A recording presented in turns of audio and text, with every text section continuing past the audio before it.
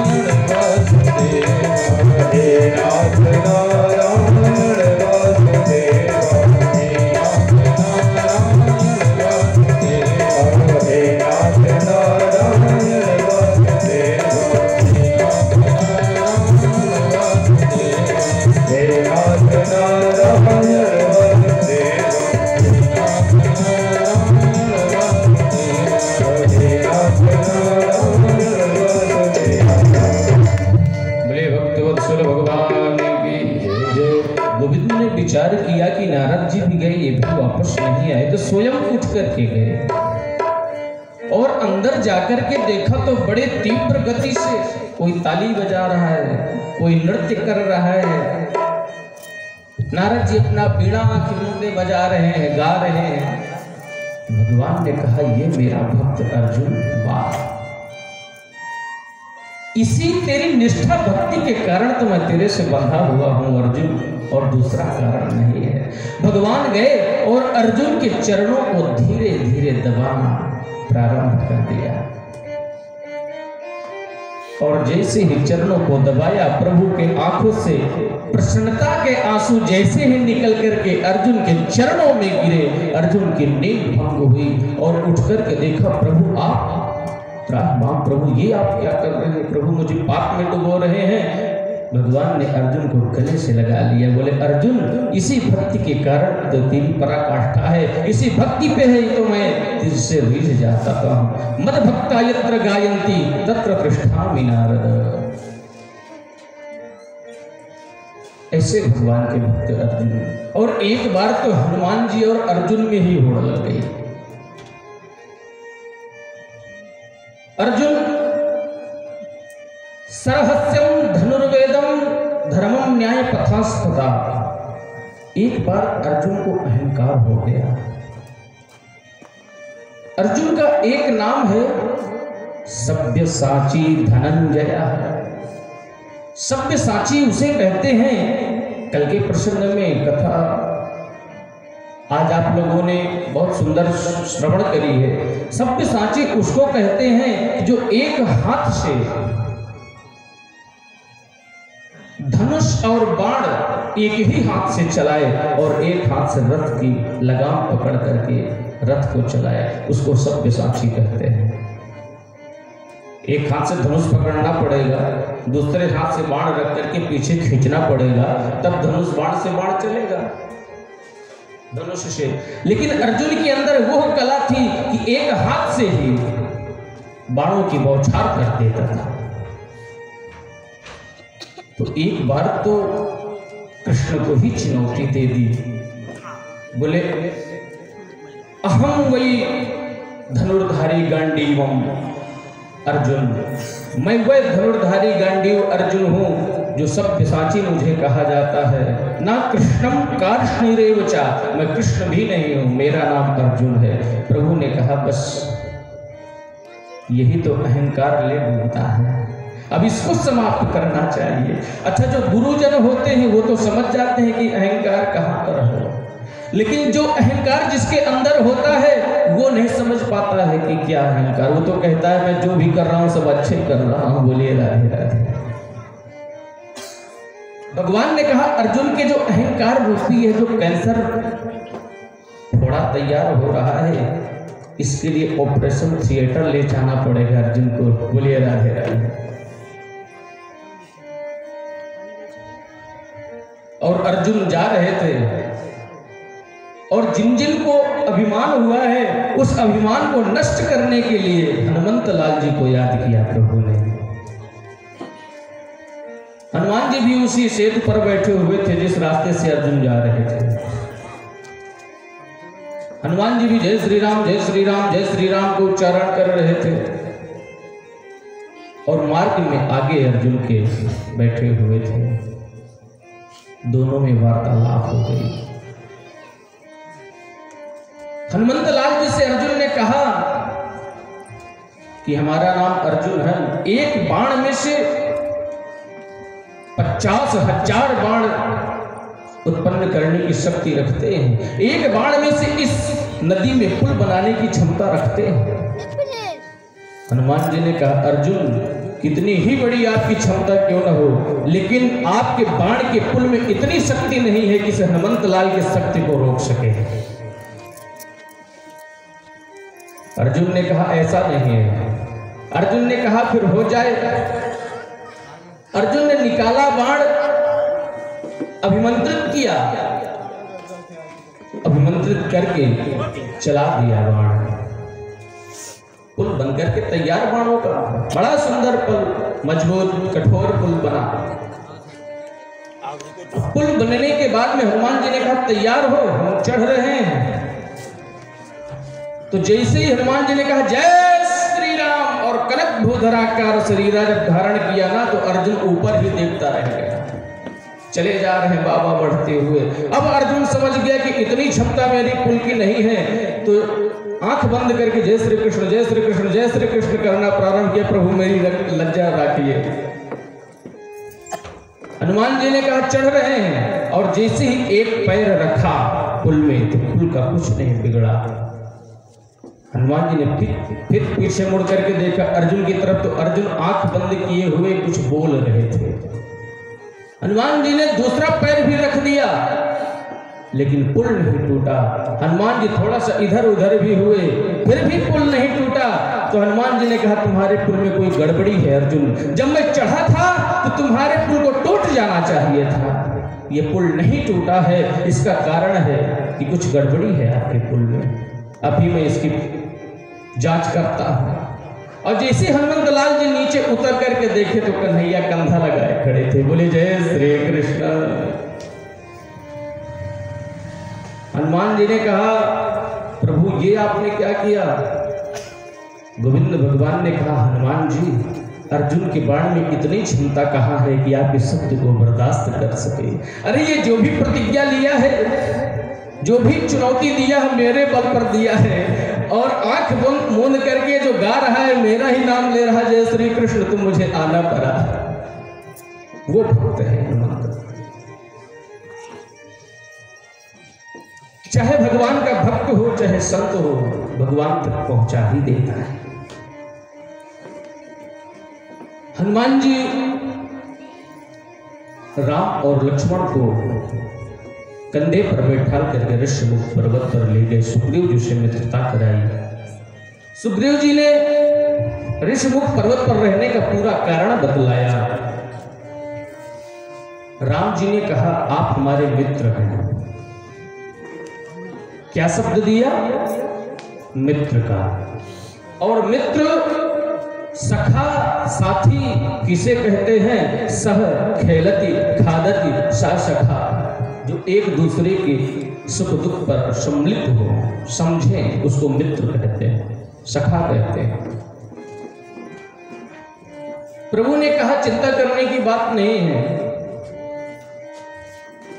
आपकी स्त्री आपके धन वैभव को हरण किया है तो आतताई है, और आतताई बधारण है। आतताई तो वध के योग्य होता है, और हम बाली को मार करके आपका राजपाट दिलाएंगे। वादा है हमारा, संकल्प करते हैं। लेकिन सुग्रीव को विश्वास नहीं हो रहा है, क्योंकि सुग्रीव है जीव। जीव को इतनी जल्दी कैसे विश्वास हो जाएगा? तार के वृक्षों को एक बाण में से प्रभु ने भेदन किया और पहुंच गए। बाली से सुग्रीव का युद्ध कराया। एक बार तो सुग्रीव जी परास्त हुए, दूसरी बार आशीर्वाद स्वरूप अपने गले की माला को धारण कराया सुग्रीव जी को, और कहा अब लड़ो जाकर के। फिर दोबारा पहुंचे, फिर दोनों में घमासान युद्ध हुआ। प्रभु ने एक ही बाण में बाल के प्राणों को हर लिया। जैसे ही बाण लगा, बाली अचंभित हो गया। मुझे कौन मार सकता है? प्रभु जैसे ही समकक्ष सामने पहुंचे, क्योंकि बाली को वरदान था कि जो भी उसके सामने जाकर के लड़ेगा, आधा बल उसका बाली के अंदर हो जाएगा। तो कौन जीत पाएगा? पहले तो स्वयं बलशाली, यदि उससे बलवान व्यक्ति आ भी गया उसके पास युद्ध करने के लिए, तो उसका आधा बल फिर बाली के अंदर हो गया, तो 1.5 गुना हो गया। कितना ही बलशाली क्यों ना आ जाए, वो भी परास्त होकर के जाएगा। कारण पूछा, कारण को बतलाए। आप सभी लोग जानते हैं, अनुज बधू भगनी सुत नारी। लेकिन ये पशुओं में लागू नहीं है नियम। बाली ने कहा है, प्रभु ने कहा आपको हम जीवन दान देते हैं, क्या चाहिए आपको, मांगो। जीवन चाहिए। बाली ने कहा प्रभु अब नहीं चाहिए, आपके हाथों मेरी मृत्यु हो रही, आप सामने मेरे खड़े, इससे बड़ा मेरा सौभाग्य और क्या होगा। लेकिन यदि आप कहते कि आपकी पत्नी का हरण रावण ने किया है, तो मैं यहां से यदि एक आदेश देता, पत्र भेजता, तो सीता को लेकर के स्वयं मेरे पास आता वो रावण। लेकिन जिस भाई के कारण आपने मुझे मारा है, ये कायर है, इसका ध्यान रखना। बोलिए राधे, इस बात का ध्यान रखिएगा। प्रभु ने कहा हमने तो मित्र बना लिया है, इसमें तो कोई विचार करने की बात ही नहीं है। मित्र बनाने के पहले आप चाहे जितना विचार कीजिए, लेकिन यदि किसी को एक बार मित्र बना लिया है ना, तो बाद में फिर मत विचार करिएगा, उसको फिर निभाना। अन्यथा यदि आपने बाद में विचार करके किसी निर्णय पर पहुंचे, हो सकता है वो गलत हो सकता है, तो आप पाप के भागी बनेंगे, दोषी बनेंगे।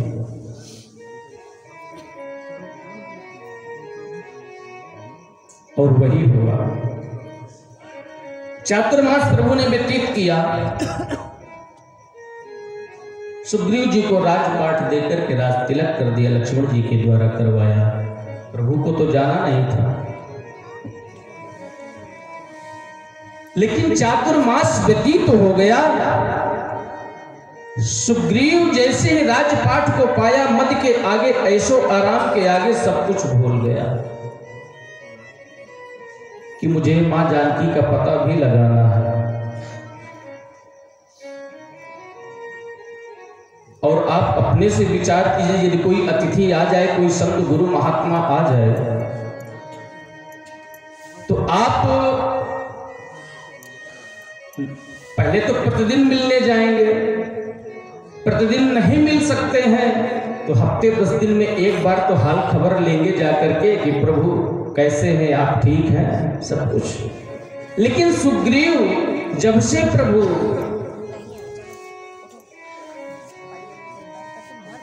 सुग्रीव को राजा बना दिया, तब से एक बार भी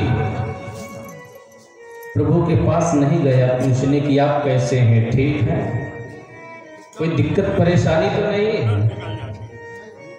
एक भी बात नहीं पूछा। लेकिन जब चतुर्मास व्यतीत हो गया तो प्रभु ने कहा लगता हमारी बात को भूल गया। लक्ष्मण को आया क्रोध, लक्ष्मण ने निकाला बाण, प्रभु आज ही मार डालूंगा। लेकिन भगवान ने कहा नहीं, ऐसी गलती मत करना, भय दिखाई ले आयहु, भय दिखा करके सुग्रीव को यहां लेकर के आओ, डरा करके, क्योंकि वो हमारा मित्र है। उसको भय दिखा करके यहां लाओ। सखा सुग्रीव। लक्ष्मण जी गए, और जैसे ही सुग्रीव को सूचना मिली कि लखनलाल जी आए हुए हैं, तो अब सुग्रीव की धड़कन बढ़ गई, तेज हुई, क्योंकि स्वभाव को जानता है।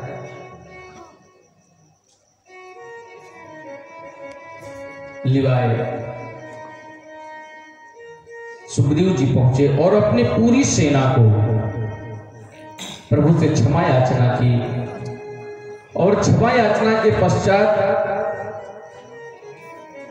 जितनी सेना थी सभी को अलग अलग दिशाओं में भेजा। किसी को पूरब भेजा, किसी को पश्चिम भेजा, किसी को उत्तर भेजा, लेकिन दक्षिण की तरफ, क्योंकि सुग्रीव जानता है कि रावण मां जानकी का हरण करके इधर ले गया है लंका। क्यों? करत बिलाप जात नभ सीता। ऋषिमुख पर्वत पर सुग्रीव जी थे और मां जानकी अपने आभूषणों को उतार उतार करके फेंक रही थी, और यही चतुराई है। कोई पहचान तो होना चाहिए ना भाई। खोज करने वाला यदि खोज करने के लिए जाएगा तो कहां कहां घूमेगा। तो ये तो मां जानकी की बुद्धिमानी है।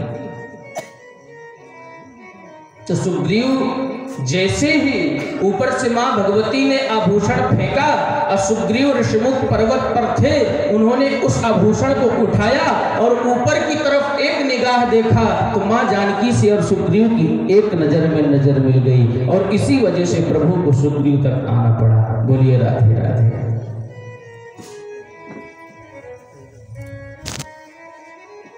लेकिन दक्षिण दिशा में हनुमान जी, अंगद,